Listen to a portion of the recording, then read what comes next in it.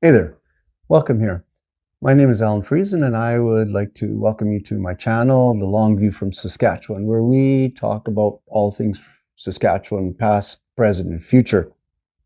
I think it was about a year or so ago now when I first heard the word clickbait. And right now I'm thinking that maybe when you saw the title to this video about the greatest horse in Saskatchewan, I'm thinking you were probably thinking that this might be some kind of clickbait. But let me tell my story about the greatest horse Saskatchewan's ever had. And if you still disagree with me at the end of this video, then leave your comment about maybe why your horse might be considered the greatest horse Saskatchewan has ever had.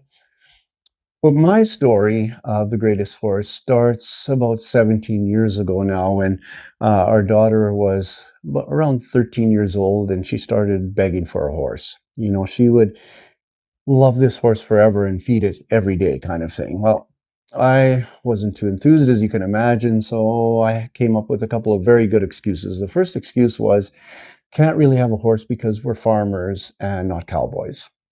The second excuse was actually even better, and that was that I'm deathly allergic to horses, and there's just no way we're going to have a horse on our farm. But being the resourceful girl that she was, she set about researching online and found out that there was such a thing as hypoallergenic horses, the amazing American curly to be exact. And with that discovery, all problems are solved, right? Well, that discovery led us to taking a trip to a ranch in Alberta where we checked them out, and sure enough, there is such a thing as a hypoallergenic horse. So, about a month or so later, we returned with a trailer and we picked up 18-month-old Satin Savannah.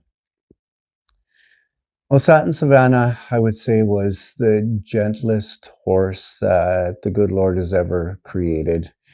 When that horse turned about 2 years old, maybe a little bit older, our daughter and her friend being always a little bit more adventurous than she was, but the two of them decided that maybe they should try finally breaking this horse for the first time. And so the friend jumped on Savannah first, and our daughter jumped on Savannah next. And the two of them were on top of this horse. And so, what do you think, Savannah, this horse who was descended from the wild mustangs of the North American prairies? What do you think she did with two people jumping on her for the first time?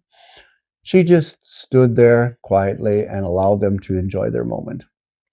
And that was the beginning of the story of Savannah entertaining people for the next 17 years. People would come, and I'm going to say literally hundreds of people came to that fence to greet Savannah for the first time and revel in her attention. Some of these people were people from other countries who had never had the opportunity to even get close to a horse before, let alone being able to stand right in front of her and touch her and enjoy her company. Our church picnics were times when she was always the very center of attention. But unfortunately, there was a problem in all of this joy, and that is that Savannah, from a very young age, contracted laminitis, which we might call, in layman's terms, maybe horse diabetes, right?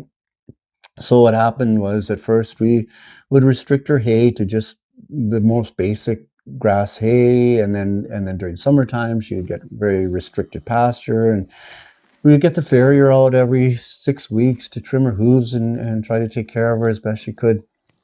But it seems like whatever we did, it didn't help. Things would get worse. She would have a hard time getting around, and in summertime, the bugs would get really bad. And so we would be spraying her daily to keep the bugs off. And if that didn't work, I would make a smudge for her, and she would stand in that smudge and greatly enjoy being freed from the plague of Saskatchewan bugs. But things didn't get better. And it was this fall when we finally made the decision to end the pain that we were feeling, seeing her in so much pain. And our son-in-law was given the task of ending this life that had given so many people so much joy over the last 17 years. It was a difficult decision, and I got to tell you, the days afterwards were really difficult for me because I would go into the barn and I would be so used to her whinnying from outside of the barn, telling me that it was time for me to bring her feed to her. And instead of that whinnying, I would just be greeted with silence. But in the words of our farrier, it's going to be tough, but with time, you're going to feel relief to not see her in such pain. We Saskatchewan people are a practical lot. And I think chances are you too may have had to have come up with some kind of tough decision that needed to be made at the moment. I think all of us have. And in our history as a province, we've had to make often tough decisions at a community level and even tough decisions at a provincial level that we knew would be made for the betterment of our future.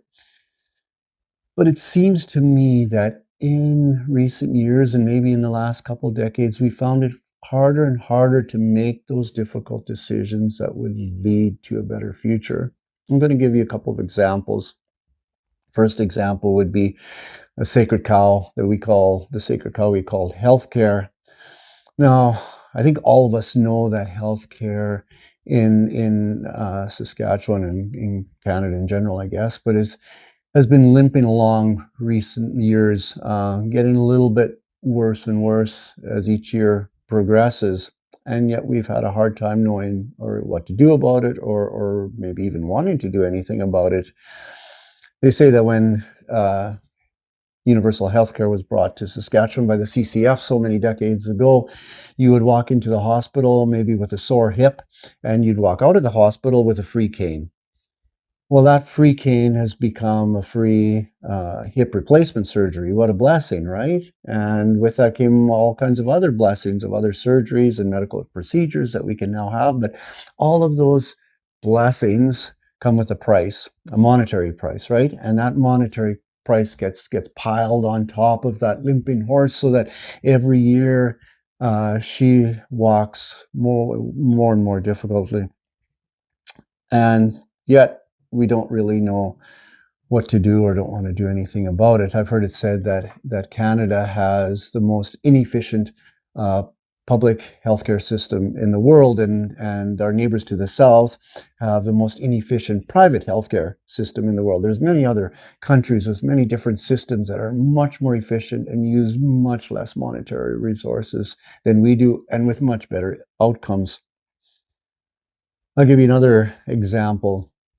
Recently, we here in Saskatchewan have been watching our neighbors to the west talk more and more about the fact that they believe Confederation itself is this limping horse that has no way of really recovering. And so we start to ponder whether in the near future or sometime in the future, we're going to have at our western boundary independent republic, and that scares us a little bit because we soon start to realize that we're going to be the only cash cow left for automated milk. And so we notice that we might ourselves be needing to come up with some difficult decisions in the near future or maybe in the distant future. That remains to be seen.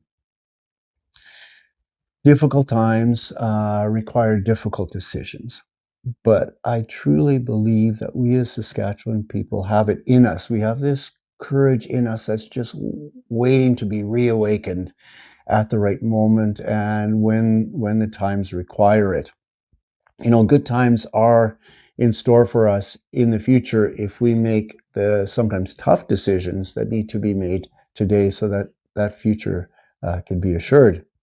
I, for one thing, and believe that it's going to happen, that it's very possible that we can make it happen.